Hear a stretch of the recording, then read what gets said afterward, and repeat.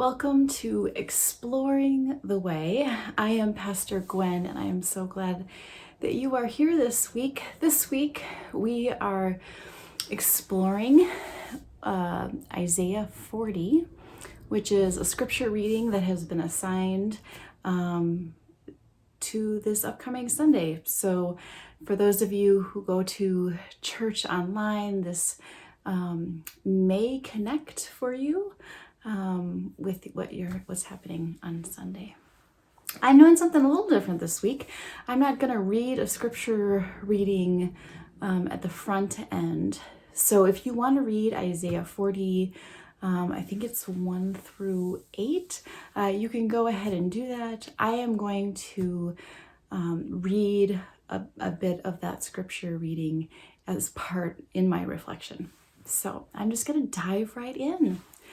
Are you ready to explore? Here we go. So, I'm 40 years old. And in my 40 years of life, I have had spent a lot of time waiting. And I'm not talking about waiting in a grocery store line or at Disneyland, but I'm talking about the day in, day out kind of waiting, the kind that lasts for a season, way beyond what you ever expected.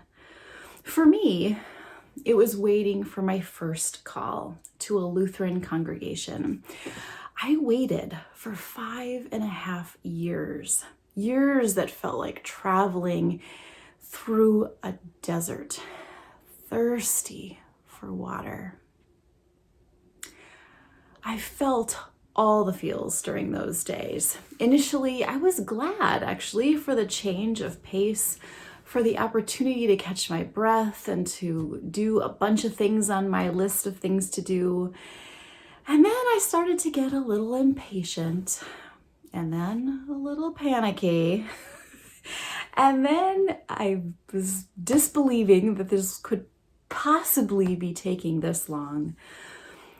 And then my hope started to slip. And the questions started to become very persistent. Why was this happening? When would this end? I was angry and lethargic in turns. Hope would spark, and then it would lay dead. Does this sound familiar to any of you? We are in another season of waiting, aren't we? We are waiting for the pandemic to recede and for a return to normal. We are waiting to gather with friends and family again, to be able to hug and shake hands, to go places without having to grab our mask on the way out. We are waiting for a vaccine. We are waiting for quarantines to be lifted. We are waiting for those test results to come back.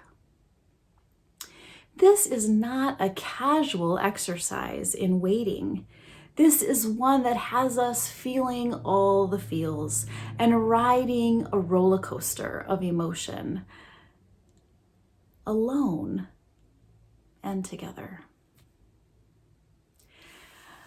I remember going to church on Sunday mornings in December during my time of waiting.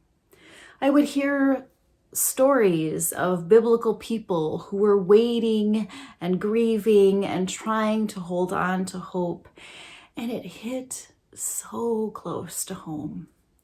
It felt torturous, actually, like some singer was strumming my pain with their finger and killing me softly with their song. And then some pastor would get up and talk about waiting as if it were easy, as if it didn't take all of our spiritual and emotional resources. It was just too much. And so I stopped going to church. I was learning about waiting the hard way through my life experience. It was painful enough, without having someone minimize my experience. Waiting and hoping are themes that you will find in churches during this time of year, during this season we call Advent, when the focus is on waiting for Christmas, waiting for Jesus to be born. Perhaps these words, waiting and hoping, have been used too much, because I think in some ways they have become cheap and shallow. They have lost their deep meaning. How do we reconcile the fact that all of this waiting and hoping, it doesn't end on Christmas? December 25th comes and goes, and the world is still hurting. We are still hurting. We are still waiting. Perhaps better words for this season are longing, yearning, or desire. These are more, it seems to me, gut emotions, deep emotions, the kind of things that you feel in your heart and soul. Desire is hot, so hot that you're not sure if you want to get too close to it. Do you dare to long for what you're longing for? I'm wondering if you are in a place of yearning and longing today. What are you wanting in your time of waiting? What is the water that you are thirsting for in the desert? You are in good company. We are in good company. People of God have been here many times before in this time of waiting, and they have written about it. So let me tell you a little bit about one story about people who are longing in the Bible. The people who lived in Judah were attacked by a foreign military, and all the upper class folks were forced from their homes and made to live in Babylon. They hated it there, and their sole desire was to return home, to return to normal, to what was familiar. These people of privilege were suddenly not so privileged. They were taunted by their neighbors and treated poorly. A huge desert lay between them and their former home. A literal desert. A desert that was impossible to cross due to its heat and dryness and length and rocky terrain. And this is the context for Isaiah 40, where we read, "A voice cries out, 'In the wilderness, prepare the way of the Lord. Make straight in the desert a highway for our God. Every valley shall be lifted up, and every mountain and hill be made low. The uneven ground shall become level, and the rough places a plain. Then the glory of the Lord shall be revealed, and all people shall see it together. For the mouth of the Lord has spoken.'" These people who were living in exile, living far from what was familiar and comfortable, were imagining a road home. They were imagining God creating a way home by making the impossible possible. For them, God lived in Jerusalem. That is where they could worship God. And it was so excruciating to be away. They took hope in hearing that God was on the job, clearing a way for them to return. God would move earth smoothing out the rough places so that they could be together again. What strikes me when reading this year in 2020 is that God was there the whole time, not stuck back in Jerusalem, but with them in Babylon.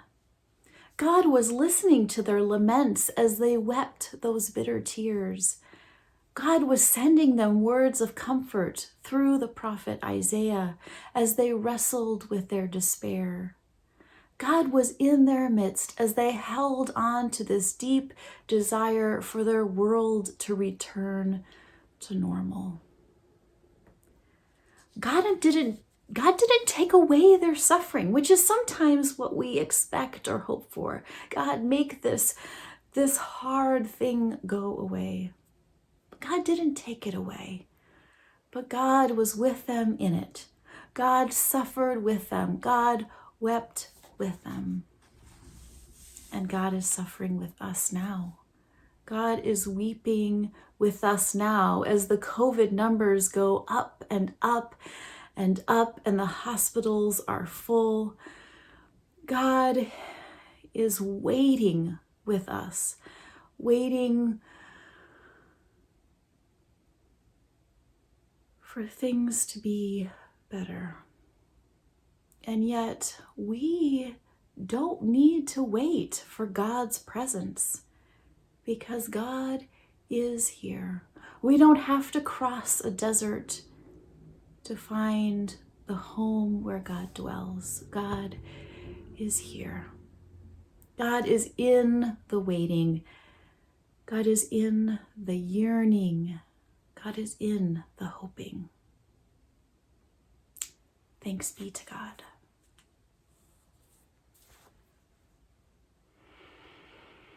Friends, I am wondering how you are today in the midst of this coronavirus, which it's constantly changing. And so the ways in which we are thinking about it and feeling about it are constantly changing. So I'm wondering how you are doing and how is God meeting you in the midst of that? Does God seem far away and like you need to cross a desert to find God? Or are you finding God with you? I know for some of you, you are used to going to church and being in a certain place. So perhaps you are resonating with Israelites, with the exiles in the refugees in Babylon who cannot go to their normal place of worship and who are weeping because of it.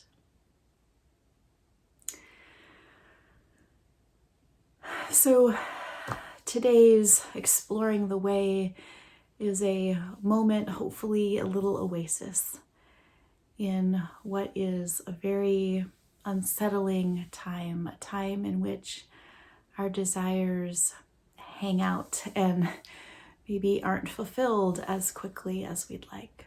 I know that I am really wanting to spend time with my 3-year-old nephew, Howie, and FaceTime just doesn't cut it sometimes. So to all of you out there who are yearning and hoping, I know it's hard. But God is with us in that. So blessings to you as you explore the way of peace and love, the way of desire. Namaste.